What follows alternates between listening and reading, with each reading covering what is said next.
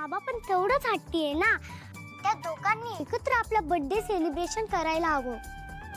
अगं ओवी, म्हणूनच तर मी तुला सांगत असतो बघ, माझी ही आयडिया जेवढी माझ्या आईवर काम करणार असते तेवढी तुझ्या बाबांवर पण काम करणार असते बघ. मी जे सांगेल फक्त तू कर, मग बघ कसे दोघे जण एका पायावर तयार होतात ते. हो का? सांग ना मग काय आयडिया आहे? ओवी, आपण ना किडनॅप करत असतो. काय? किडनॅप?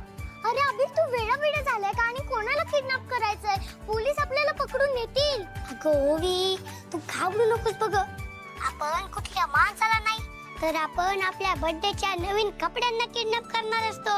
कपड्यांना? अभि, मला काही समजत नाहीये, नीट सांग ना. ओवी, आपल्या कपड्यांच्या बॅगची आदला बदली झालेली असते ना, मग व्यंकटेश काका माझे नवीन कपडे घ्यायला तुझ्या घरी येणार असतात.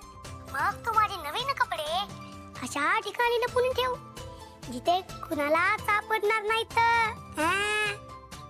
आणि मी सुद्धा तुझे कपडे माझ्या घरात लपवून ठेवत असतो. मग पुढे?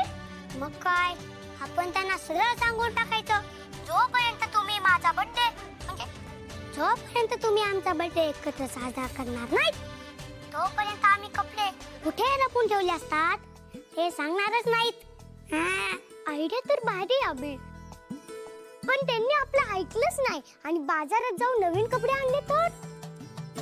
अरे यो, मुली आणि त्यांची लॉजिक. अरे अबीर, या लॉजिक मध्येच मॅजिक असतं. उत्तर तरी दे. अगं ओवी, आणू दे त्यांना कपडे, पण आपण ते नवीन कपडे घालायचेच नसतात म्हणतो मी. आपण हट्ट धरून बसायचा की आम्हाला तेच कपडे घालायचे असतात म्हणून ना. कारण माझे कपडे तुझ्या बाबांनी सिलेक्ट केले असतात ना, आणि तुझे कपडे माझ्या आईने सिलेक्ट केले असतात, म्हणून आम्हाला तेच कपडे घालायचे असतात असा हट्ट धरून बसायचा बघ. वा, भारी प्लॅन आहे रे. मग डील डन? हो, एकदम पक्की. ऑल द बेस्ट ओवी. हो अबीर, बाय. तुला पण ऑल द बेस्ट.